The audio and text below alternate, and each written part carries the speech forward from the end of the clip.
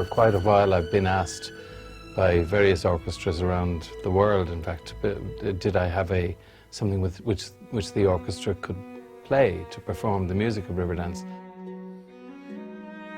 And the answer was, well, yes, but we'll need to bring in some traditional musicians, pipers and fiddle players and bodhrán players and stuff. So that wasn't always practical. So the impetus was to go ahead and do a full symphonic suite that would be played simply by a symphony orchestra, and that's how it came to be.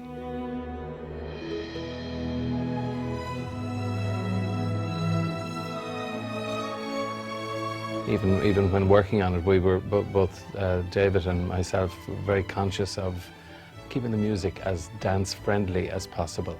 I mean, there are slow airs and there are more lyrical pieces, but the dance is really what drove, you know, the impetus to write for dance was really what drove me to write it in the first place. So, and to keep that element of it within the orchestral format.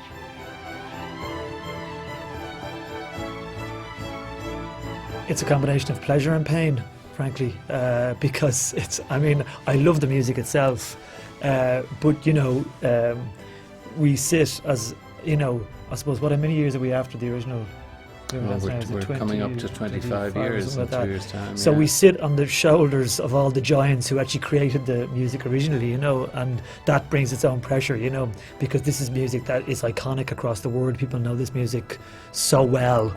I mean, I don't know how many billions of people have seen the show live, you know. Few, yeah. It's like a sort of, I don't know, it's a fifth of the world's population or something who's seen this show, or something crazy, you know. So there's kind of a bit of, I sort of almost feel each and every one of them breathing down my neck, you know, as I record the music and I perform the music, because you know, if people have expectations nowadays, they heard something original and see they expect it to match whatever they heard possibly the show. This will not match it. It's different. It's a symphony orchestra. It's a symphonic suite, but it brings something new to the music while retaining the dance and the ethnic elements that are, you know, imbued all the way through all the movements of the music. And the challenge is to retain the rhythmic drive while also, you know, I suppose filling in the colours that the orchestra can bring to this. And as well as that, I think the instinct when I was writing this all the time was to write not in the traditional form of jigs and reels and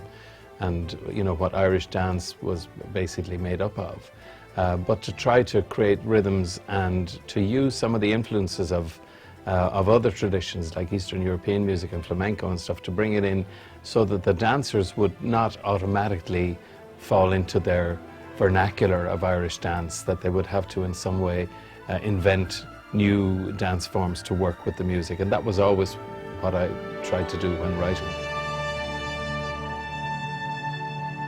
The colour is amazing, you know.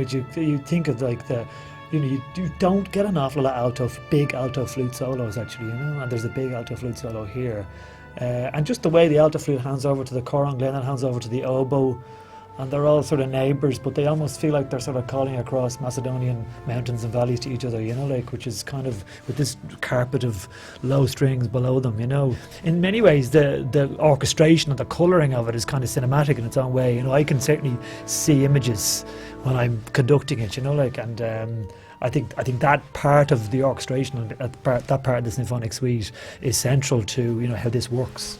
Yeah, and also to take some of the vocal pieces which were done originally, like for instance in the song Lift the Wings, it's now pretty well a cello solo, and to hand that over to a cellist and let him bring the beauty of the instrument to it without lyrics. So it's a whole new way of expressing the same melody.